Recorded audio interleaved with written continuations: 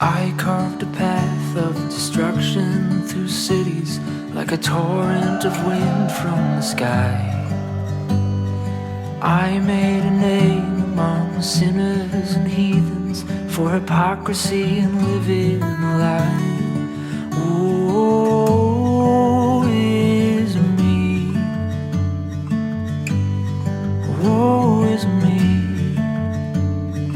I am just a boy. You were the spotlight that shined in my darkness, but my darkness could not be redeemed. So I stole your light like it was mine to begin with, leaving you with no light left to see. Woe is me. Woe is me. You were just a girl, so stay with me, stay with me, stay with me now.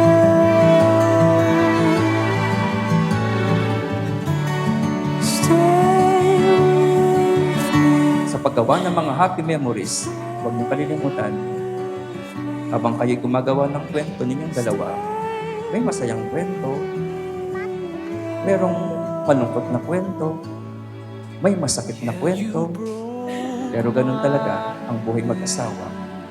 Huwag niyong kalilimutan, at the end of the day, mag-asawa pa rin kayo. With your light, freedom. Pucholo, do you take gross her present for your local wife according to the rite of our Holy Mother Church? Yes, I do. Do you give yourself to her as her husband? Yes, I do. Do you accept her as your wife? Yes, I do.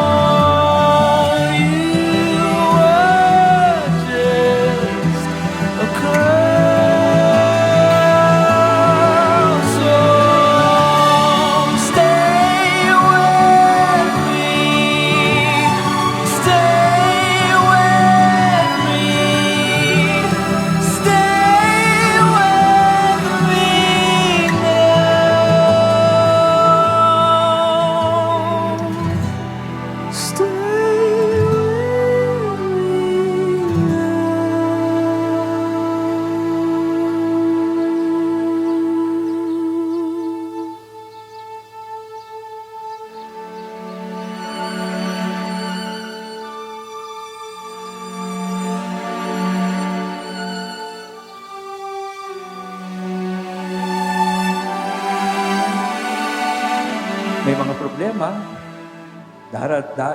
dadaan sa mga matitinding pagsubok. Kapag may mga pagkakataon na darating sa punto ng buhay ninyo na hindi nyo na naiintindihan yung isa't isa, huwag niyong kalilimutan, nung araw ng kasal ninyo, nagsindi kami ng kandila, ipinapaalala namin sa inyo, sasamahan kayo ni Kristo, sasamahan kayo ng Diyos.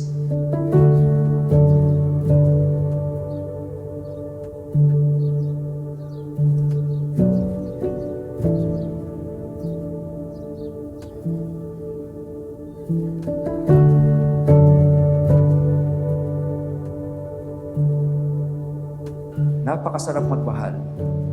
Lalong-lalo na yung minamahal mo, ramdam mo na mas minamahal ka niya.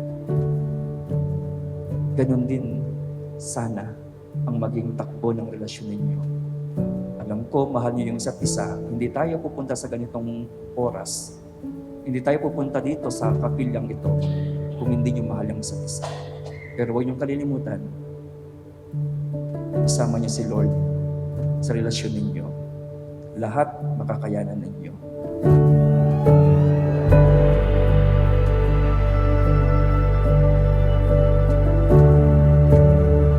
Rose, do you take Pucholo here present for your lawful husband according to the right of our Holy Mother Church?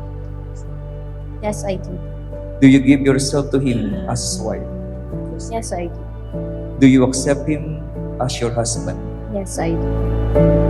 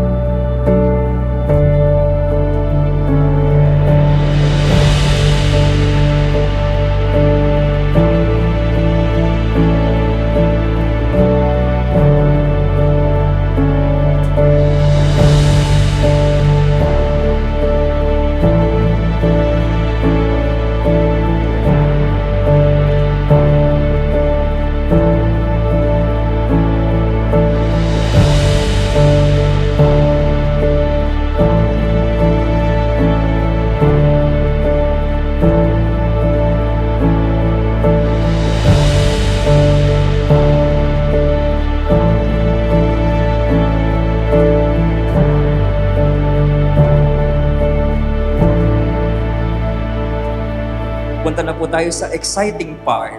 Amen? Ready ka na ba? Sabi ni Pochal, Opo. You may now kiss the bride.